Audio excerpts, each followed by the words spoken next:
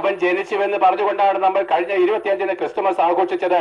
അത് 24-ലും 23-ലും 22-ലും 21-ലും എന്ന് മാത്രമല്ല, നീ ജനിച്ചവൻ വർഷം മുതൽ ഇന്ന് വരെ നീ ക്രിസ്തുമസ് ആഘോഷിച്ചിട്ടുണ്ട്. അന്നൊക്കെയും എന്താണ്, അനേകരും കള്ളുകുപ്പി പൊട്ടിച്ചിട്ടുണ്ട്. ഒരു മദ്യപാനി അല്ലെങ്കിൽ എന്താണ്, ഒരു മദ്യാസക്തനായിരിക്കുന്ന ഒരു വ്യക്തി ഒരു നാളും ദൈവരാജ്യം അവകാശമാക്കത്തില്ലെന്ന് പറഞ്ഞ കർത്താവിന്റെ നാമത്തിൽ നമ്മൾ കള്ളു കുടിച്ച് നശിക്കുമ്പോൾ നമ്മൾ യേശുക്രിസ്തുവിനെ പരിഹസിക്കുകയും സാത്താൻ എന്താണ്, നീ സന്തോഷിപ്പിക്കുകയും ചെയ്യുകയാണ്. നമുക്ക് പ്രിയപ്പെട്ട, ഇനിയും ഒരു 100 വർഷം കൂടെ നീ ജീവിച്ചിരിക്കട്ടെ. അടുത്ത ഒരു 100 വർഷം നീ ക്രിസ്തുമസ് ആഘോഷിച്ചാലും നിന്റെ ഹൃദയത്തിൽ നിന്ന് പാപം മാറുന്നില്ലല്ലോ പ്രിയപ്പെട്ടവരെ.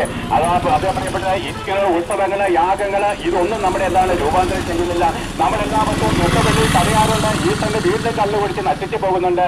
നമ്മൾ ഓരോ ദിവസം എന്താണ്, ഓരോ വർഷവും ചെയ്യുന്ന യാഗങ്ങൾക്കോ കർമ്മങ്ങൾക്കോ ആചാരങ്ങൾക്കോ എന്ന് മാത്രമല്ല, എല്ലാ ജാതി മത്സരം എല്ലാ വർഷവും നോയമ്പ് നോക്കുന്നുണ്ട്. കൃത്യമായിരിക്കുന്ന ഒരു ദിവസം നോക്കി ചിലർ നോയമ്പ് ആചരിക്കുന്നു. ചിലർ എന്താണ്, പ്രത്യേകമായിരിക്കുന്ന ചില ദിവസങ്ങൾ ഒന്നും ചെയ്യരുത് നോയമ്പ് ആചരിക്കുന്നു.